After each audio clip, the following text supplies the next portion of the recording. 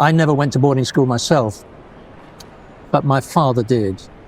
And my father handed down a particular form of coldness and uncaringness that I still carry to this day. So my work is to somehow, and I guess that's, you asked about psychedelics and my interest and why I was drawn to that. Just in thinking now out loud, it seems that there is a connection, and that I could have been drawn to psychedelics because of the opportunity to have my heart opened and to be able to realize that it's not mine, that trauma is not mine, it's my father's, and I want to hand it back. And it's really that the film is about teaching people how to hand that trauma back.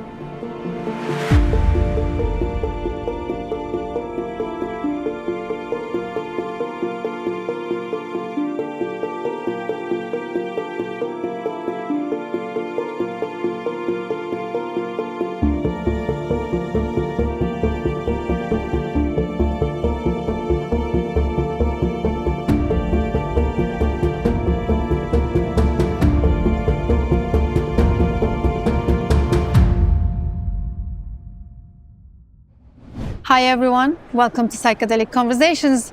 We have in-person guest Simon Hinkly from the Boarding on Insanity. This is a new documentary that's been literally out. When was it, Simon? It was premiered in the Rio Cinema in East London on March 3rd this year. Yeah, and synchronistically, this is a story of a friend of mine, a connection, Pierce, across a Ben Cole film, and Simon is the producer. So lovely to meet you. Thank you for having this time with us. Thanks for the invitation, Susan. So before we dive into the documentary, we will have all the links and all the information in the show notes if you guys are interested in the documentary.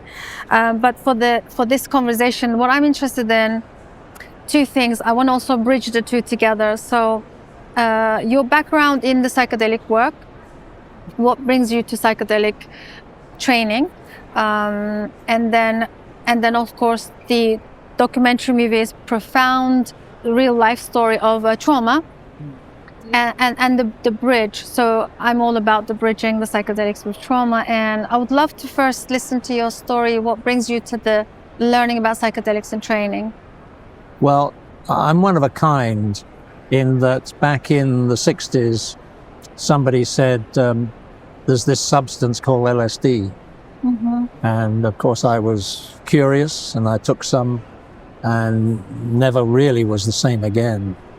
And yet, in my 20s, it was one thing to have that recreational, to be excited by the effect of LSD, but then paradoxically, for another 45 years, I never went near it. And it was only recently, maybe in the last 5 years, that I came to discover psychedelics through Synthesis Institute, mm-hmm. Which you may know. It's a legal training certification program. Yes, it was. But it was quite novel in that it contained the seeds of a very fine, flowering intention for liberation. And that really struck a chord with me. And I did the Synthesis Psychedelic Practitioner training. Mm-hmm. And from then on, I went on retreats. I went to Costa Rica. I discovered ayahuasca with a tribe of 100 people hanging out in Wales. And I've now sort of, after offering psilocybin to a number of individual clients, they come and stay at our house for a couple of nights. We take them up into the woods, we light a fire, we sit and talk about what we're going to do, and then the next day they come and take their dose. And we've had a few clients like that, but now we're going to do something a little more serious and offer MDMA to couples mm-hmm. online. That's the added benefit of being able to work online, make a recording of the session, invite them to look at ways of negotiation and renegotiation which may benefit their relationship. Thank you for sharing. Is that a high dose of Full dose of the MDMA? It would be a full dose with maybe a 60 ml booster.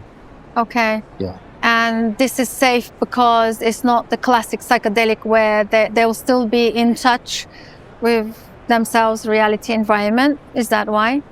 Well, we have a belief that by them sitting at home, in their home, maybe with their cat or their dog, if they've got a pet, feeling that they have some sort of familiarity. Well, yeah, some comfort. sort of authority over their existence, over their being, over their identity.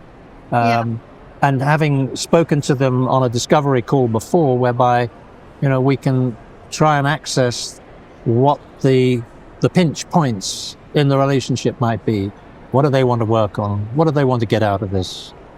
How will their relationship benefit from working with us? Do you ever criticize for the ethical and the harm reduction aspect of it? It's a good question. We make sure that we have the phone number of a friend who lives in the vicinity of where they live. Our anecdotal evidence in terms of our own work is that MDMA is safe. I mean, great if you get a good night's sleep before you take it. Something as basic as that can contribute towards a good session. Okay. Thank you for sharing your thoughts on this, because we are forever battling with the ethics and harm reduction in this in this space of the medicines, and as you can imagine, MAPS led so many research studies, and they couldn't get far. Sure. I think as far as the legal landscape is concerned, we only have ketamine legal in the therapeutic use and clinical settings, but I really love what you said. Do you think that psychedelics should be, hopefully in the future, practiced in your own space, in your own home, mindfully exploring with an intention, rather than clinics, maybe? Because sometimes even traveling to another place can change the whole entire... Yes, it can. And feeling confident that somebody who's spent 2 nights with you is going to be okay to drive home the next morning. And that is a responsibility. So I think this way of working online offers a lot of potential.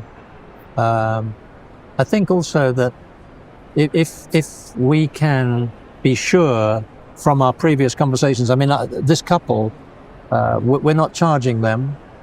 This is their willingness for us to experiment with them. And I've worked with both of them individually. So I feel I know something about them. We haven't started working. We haven't started asking questions about the relationship. We'll do that after they've taken the MDMA. What a great approach.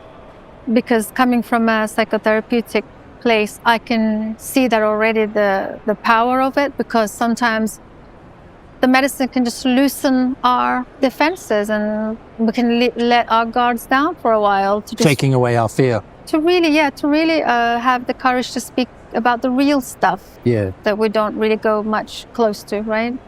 It's a little bit like that saying that we have here in the conference.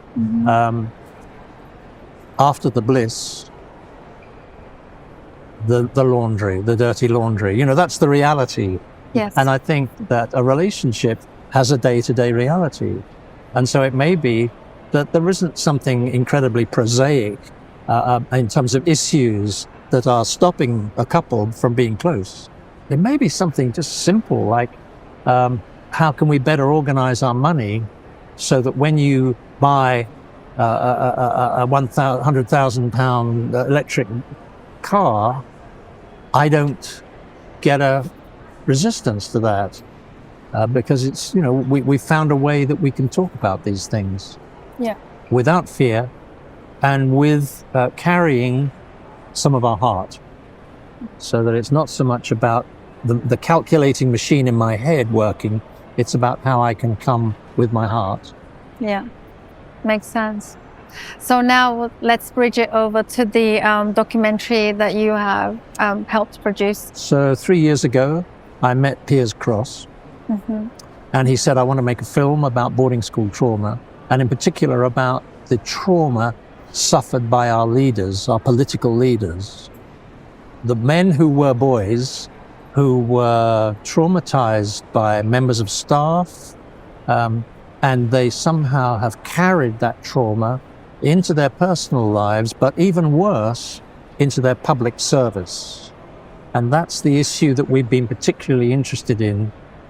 How can somebody who is taught to not tell the truth at school and be part of that system of cover-up? Because if I've been to boarding school and I've been taught that, how can I ever say the truth to my partner? And we're finding that men and women in their 40s and 50s are looking at each other and saying, how can we make, the relationship is suffering because of what you experienced at boarding school. And regular talking therapy doesn't seem to be able to touch it. No. And so, my fantasy is that at some point in the future, we could have a retreat which was dedicated towards those who went to boarding school and would like to take a material which would help them better relate to each other. And it seems to me, ketamine or MDMA might be such a material. Yeah. Thank you so much for sharing that. What was your experience being part of this documentary? It must be deeply moving in so many levels. Do you have your lineage affected by this? I do. I never went to boarding school myself, but my father did. And my father handed down a particular form of coldness and uncaringness that I still carry to this day. So my work is to somehow, and I guess that's, you asked about psychedelics and my interest and why I was drawn to that. Just in thinking now out loud, it seems that there is a connection, and that I could have been drawn to psychedelics because of the opportunity to have my heart opened and to be able to realize that it's not mine, that trauma is not mine, it's my father's, and I want to hand it back. And it's really that the film is about teaching people how to hand that trauma back. Wow, that's a wonderful core message. Thank you for doing this. Really appreciate your service into this. I think it's so important. One last question. How do you feel about, you said when we were speaking earlier, you said you encountered LSD many, many years ago. Now, here we are having conferences. So many organizations are training people. How do you feel just witnessing the shift? Well, yes. How do I feel? I feel really happy, very excited. Today, I feel that the last 24 hours of being at the conference, it's as if I've experienced some kind of initiation. I haven't taken anything, and yet being in the room with all the different talks and lectures that we've had, I feel as if I have taken something. The energy has just communicated itself. And I think all of us, I feel as if I'm on the edge of something. I'm on the edge of a new way of working, a new way of being with people, a new way of opening my heart and being able to embrace and hold all the aspects of a human being, of human suffering. I love that. That's the way I understand that's the psychedelic consciousness. It's collective and it's unitive, and it's just bring us all together. Thank you so much for being here with us, and it's a pleasure to meet you. And we'll share with our listeners the documentary, the links and your contact and everything. Would love to support. Well, thank you, Susan, because the film is going back online. Boarding on Insanity is the name of the film. And it's going back online tomorrow at noon. Amazing. And we're expecting, a lot of people are saying, where is it? Why can't we buy it? Why can't we stream it? And so tomorrow it's going to be available again. Amazing. Boardingoninsanity.com is the name of the website. And if you go on the website, you'll be taken to a link to be able to stream the film. Fantastic. We'll add all the other links in the show notes as well to let our listeners know. Thank you. All the best. Hope to have you back soon to follow your journey. Maybe we can have a much longer conversation in the future. Thank you, Susan.